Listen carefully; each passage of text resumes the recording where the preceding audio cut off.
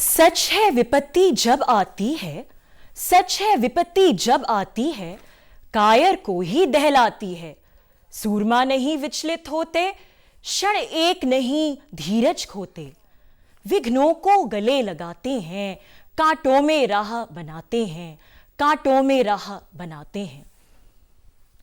रामधारी सिंह दिनकर जी की कविता वीर की ये पंक्तियां यूं तो देश के वीरों के लिए समर्पित हैं, लेकिन आज के समय में यदि देखा जाए तो देश की वीरांगनाओं पर भी ये पंक्तियां उतनी ही सटीक बैठती हैं।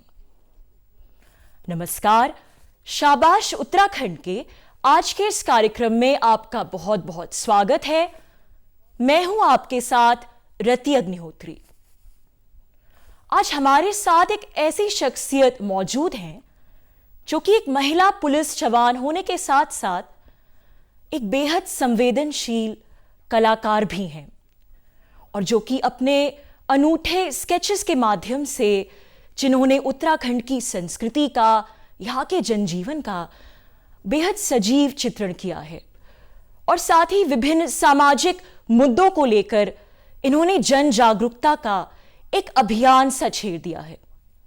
तो दोस्तों, स्वागत करते हैं हम स्टूडियो में सुनीता नेगी जी का, जो कि उत्तराखंड पुलिस में कार्यरत हैं। सुनीता जी, बहुत बहुत स्वागत है आपका। Thank you. हमारे इस खास कार्यक्रम में तो आज आपसे कुछ बातचीत होगी, और सबसे पहले हम आपसे यही जानना चाहेंगे कि इस पूरे सफर की शुरुआत कैसे हुई, आप चित्रकला से कैसे जुड़ी? क्या ये स्कूल से ही आपको शौक था चित्र बनाने का, स्केचेस बनाने का? हाँ, ये स्केच बनाने का मुझे बचपन से ही बहुत शौक था। छोटे से जब हम क्लास में स्कूल जाती थी तो हम लोग रफ कॉपीज़ में कभी फूल पत्तियाँ या कुछ ना कुछ बनाती रहती थी उसमें, और घर आके भी से दीवारों पे कभी चौक से या कोयले से कुछ ना कुछ मैं दीवारों पे कुछ बनाती रहती थी। तो जिसकी वजह से कभी कभी यह घर में भी डांट पड़ती थी, कभी कभी पिटाई भी हो जाती थी, लेकिन ये शौक धीरे धीरे इतना बढ़ चुका है कि बस आज मैं आपके सामने बैठी हूँ जी। तो आपने हमें बताया कि आपने कोई ट्रेनिंग नहीं ली इसकी विधिवत, मतलब कोई आर्ट की शिक्षा नहीं ली आपने, तो बिना किसी आर्ट की शिक्षा के आपने अपना ये हुनर कैसे विकसित किया? जैसे बचपन से मैंने आपको बताया कि ये शौक मेरा बचपन से ही है, लेकिन इसका मैंने कहीं भी कोई विधिवत प्रशिक्षण भी नहीं लिया। तो जो शौक बचपन से चला आता है तो फिर वो आगे उसको हम प्रयासरत रहते हैं, करते रहते हैं, तो फिर वो एक हमारा हुनर बन जाता है। एक आप पुलिस में काम करती हैं, तो एक चीज़ हम जानना चाहेंगे कि आपकी ये दो दोहरी जिंदगियां, एक तरफ आप एक पुलिस जवान हैं जिसपे आपको बहुत ही लोगों के सामने मतलब एक तरह की कठोरता दिखानी पड़ती है, एक डिसिप्लिन दिखाना पड़ता है, अनुशासन, और दूसरी तरफ आप एक संवेदनशील कलाकार हैं। तो इन दोनों चीज़ों के बीच आप किस प्रकार से तालमेल बिठा पाती हैं? संवेदनशीलता तो हर व्यक्ति के अंदर होती है, पुलिस वालों में भी होती है। तो लेकिन उन्हें अपनी नौकरी के, अपनी जो उनकी जॉब होती है उसके कारण उन्हें बाहरी तौर पे भी उन्हें कठोर थोड़ा बनना ही पड़ता है। तो और जो तालमेल की बात है, तालमेल तो मुझे उसमें कोई दिक्कत नहीं होती है मेरी आर्ट में, क्योंकि मुझे जब भी समय मिलता है मैं अपनी आर्ट बस स्केच बनाना शुरू कर देती हूँ। इससे मुझे जो हमारी नौकरी हो गई या हमारा घर में परिवार में जो भी तनाव होता है वो उससे काफ़ी हद तक मुझे उसमें एक सहायता मिलती है कि मैं बस यही है कि मैं उसमें अच्छे से अपना सामंजस्य बिठा लेती हूँ। मुझे कोई दिक्कत, ऐसी कोई प्रॉब्लम नहीं होती है जी मैम। आपके घर की हम बात कर रहे हैं जी, तो आपके घर पे आपके ऊपर इतनी जिम्मेदारियां हैं, आपका पूरा परिवार है और बच्चे हैं आपके, तो घर के उसके साथ घर से किस प्रकार का आपको सहयोग मिलता है? क्योंकि बिना घर के सहयोग के ये संभव ही नहीं। सही जी, हाँ, ये बात सही कही आपने। घर का मुझे बहुत सपोर्ट मिलता है। मेरी फैमिली, मेरे बच्चे मुझे बहुत सपोर्ट करते हैं। जब भी मैं आर्ट वगैरह बनाती हूँ तो उन्हें अच्छा लगता है, और मुझे कहीं भी अगर कहीं कोई सम्मानित मुझे किया जाता है कोई किसी उसमें, तो उन्हें और अच्छा लगता है, क्योंकि उन्हें लगता है कि मैं कुछ कर रही हूँ, मतलब अपनी जॉब के साथ साथ, क्योंकि पुलिस की नौकरी हमारी एक बहुत ही एक कठिन जॉब होती है, तो इसमें समय निकालना ही बड़ा मुश्किल होता है। तो फैमिली का भी इसमें बहुत सपोर्ट रहता है। आप उस दिन हम कुछ बातचीत कर रहे थे तो आप बचपन के बारे में कुछ बता रही थी कि बचपन से आप कोयले से कुछ जी इस प्रकार से करती थी, तो वो दर्शकों के साथ भी आप शेयर कीजिए, वो बहुत दिलचस्प किस्सा था जी। वो था कि मैं दीवारों पे कुछ ना कुछ उसको कभी चिड़िया बना लिया, कभी कुछ पेड़ पौधे, ऐसा कुछ बनाती रहती थी बचपन से ही। तो उसमें क्या होता था कि उसमें मुझे और ज़्यादा मतलब मेरी इसमें आर्ट में इसका शौक़ बढ़ता चला गया। तो जिस कारण घर में इसमें डांट भी पड़ती थी क्योंकि पूरी दीवारें सब खराब हो जाती थी। तो बस यही है कि यही मेरा शौक़ धीरे धीरे आज मतलब इस मुकाम तक पहुंच गया, जैसे आपको लग ही रहा होगा जी। आप बता रही थी शायद आप अभी भी दीवारों पर चित्रकारी अभी भी करती हूँ, हाँ। अभी जितना जो समय मुझे मिलता है तो मैं, चाहे मेरी ड्राइंग फाइल हो, चाहे दीवारें हों, चाहे घर में जो पेड़ होते हैं ना उन तक मैं थोड़ा थोड़ा कुछ ना कुछ पेंट वगैरह कुछ सब कुछ अब, और घर में जो गमले वगैरह मैंने रखे हुए हैं फूलों के, तो उस पर भी मैं चित्रकारी वगैरह कुछ ना कुछ बनाती रहती हूँ।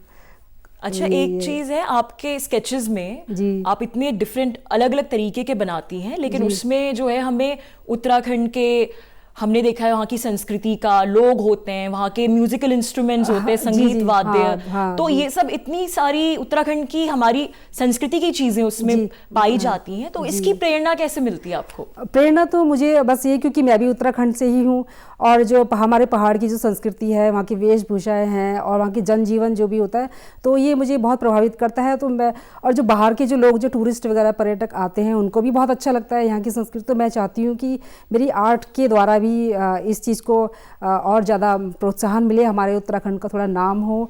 तो ये चीज़ें मैं इसीलिए अपनी आर्ट के द्वारा भी इन चीज़ों को बनाती रहती हूँ, ताकि लोग बाहर के जो टूरिस्ट आए वो देखें इस चीज़ को, इस संस्कृति को हमारी। तो इससे हमारा जो है पर्यटक बढ़ेंगे, और पर्यटक के बढ़ने से क्या होगा, हमारे उत्तराखंड की जो आर्थिक स्थिति होगी वो और मजबूत होगी। मैम, ये चीज़ आपने बहुत अच्छी बात कही कि एक जो कलाकार है उसकी कला अगर उसके प्रदेश से जुड़ी रहे, उसके सरोकारों से जुड़ी रहे, तो ये उसकी कला के लिए और भी ज़्यादा निखरती है। जी बिल्कुल सही कहा।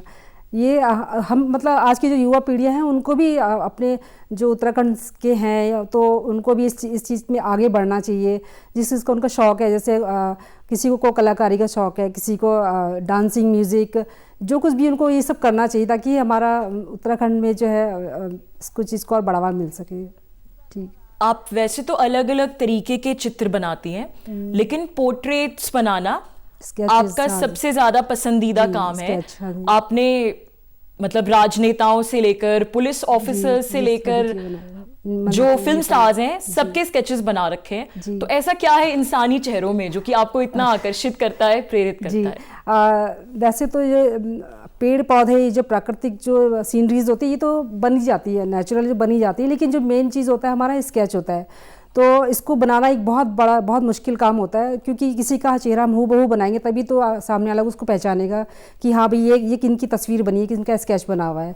और ये मेरे लिए बहुत चैलेंजिंग हो जाता है कि मैं इसको बिल्कुल सेम टू सेम वैसे ही बनना चाहिए, तो ताकि इसको सामने वाला कोई भी इंसान वो उसको पहचान सके।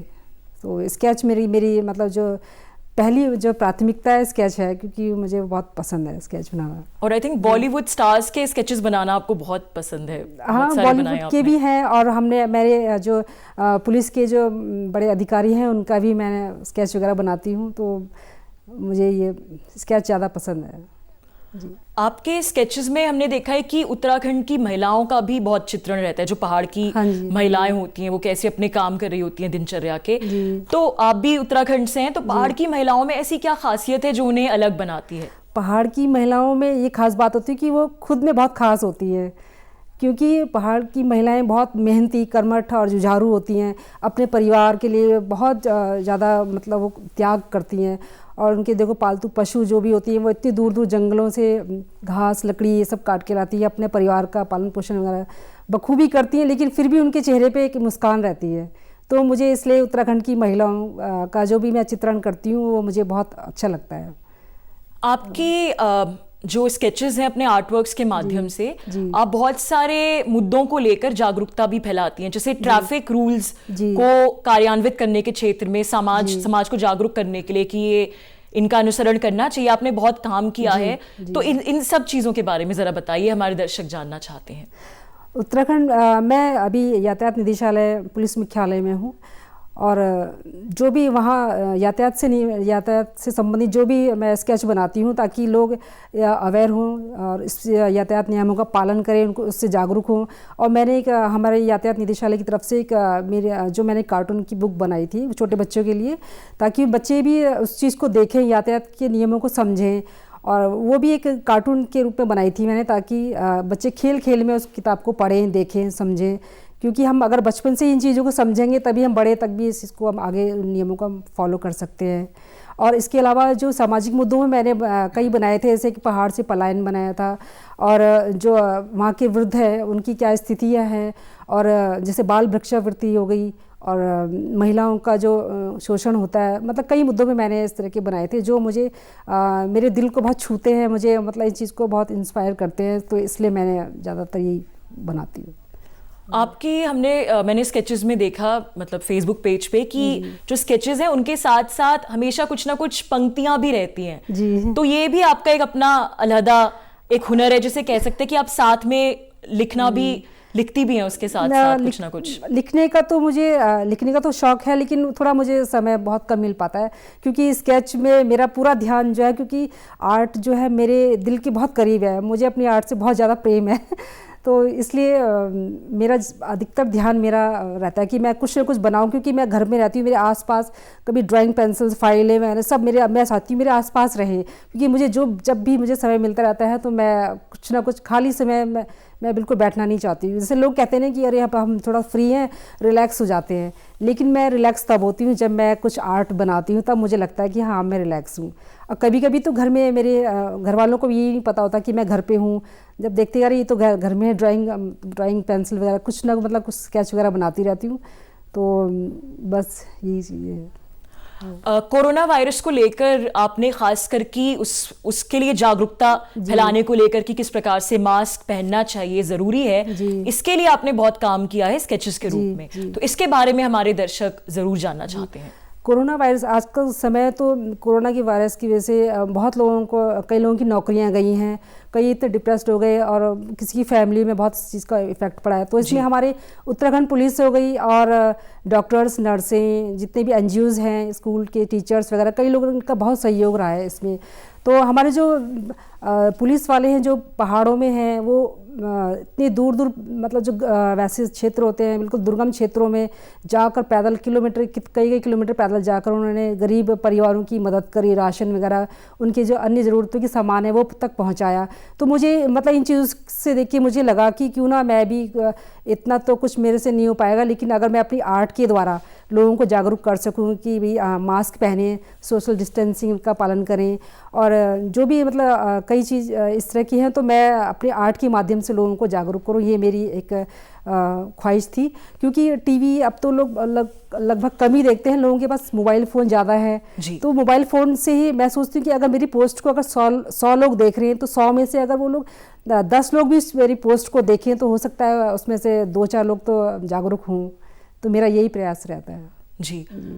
तो एक चीज़ और देखिए कि आपकी सोशल मीडिया पर काफ़ी मतलब जिसको कहते हैं कि सोशल मीडिया पर आप काफ़ी सक्रिय हैं, तो आज के समय में एक कलाकार के तौर पर सोशल मीडिया कितना ज़रूरी है अपनी कला को लोगों तक पहुंचाने के लिए, लोगों को जागरूक करने के लिए? सोशल मीडिया का एक बहुत बड़ी अहम भूमिका है, क्योंकि उसके बिना कुछ भी नहीं हो सकता।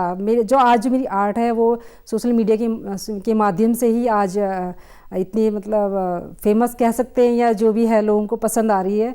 तो मैं उनका तो पहले तो तहे दिल से धन्यवाद कहना चाहूँगी कि आज जो भी मेरी आर्ट को जो भी नाम मिला है वो उन्हीं की वजह से मिला है, लेकिन मैं उसको एक अहम मानना चाहूँगी। तो एक चीज़ ये है कि आपके जो स्केचेस होते हैं उनमें आपने एक देशभक्ति का जज्बा भी रहता है, मतलब कि देश को लेकर, और जो हमारे जो सैनिक हैं, सोल्जर्स हैं, उनको लेकर भी आपने काफ़ी स्केचेस बनाए हैं। तो इस देशभक्ति के जज्बे के बारे में कुछ बताइए, जो कि आपके जॉब प्रोफाइल से भी जुड़ता है। जी हमारी पुलिस के साथ साथ आर्मी के जो जवान हैं उनका भी बहुत सहयोग होता है।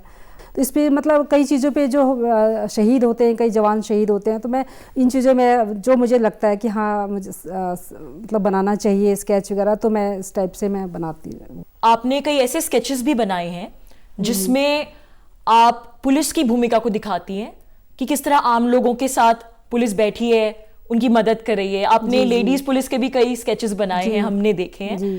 तो ये जो पुलिस और लोगों के बीच का जो तालमेल है, तो उसके लिए मतलब कैसा लगता है आपको? आप खुद भी पुलिस है और आप इस तरीके की के स्केचेस बनाती है और लोगों से कैसी प्रतिक्रिया मिलती है आपके फैंस से?